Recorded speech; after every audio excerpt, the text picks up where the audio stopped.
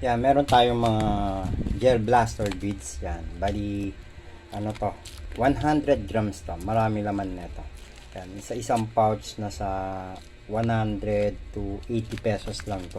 80 to 100 pesos. Depende yan sa mga voucher na makukuha nyo sa mga TikTok. Yan. Meron tayong green tsaka white. Yan yung mga white na. Ito yung pinakamaganda, yung solid na beads natin. Matigas-tigas to. Yan. Tapos meron tayong blue. Meron tayong 2 mix na white green. Meron din tayong 2 mix din na blue white. Okay? At meron din tayong 3 colors yan, yung blue, white, green. Yan. Meron din tayong ano diyan yung kung merong mang link ng glow in the dark. Baging glow in the dark natin, medyo ilawan lang natin konti tapos makikita niyo na yan ang ilaw. Yan, tanggalin natin yung ano. Teka lang. Yeah, tingnan mo, may ilaw siya, di ba?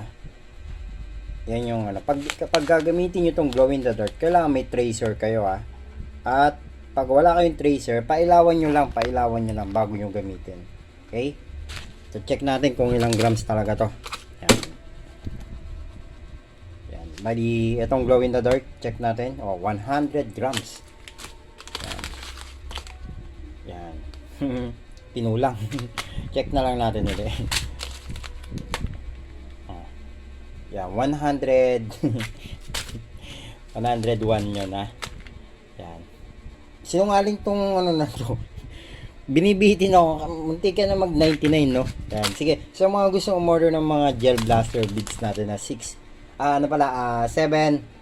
8mm. Yan. Ilalagay ko yung ating mga link sa description para dyan kayo order. Okay? Thank you.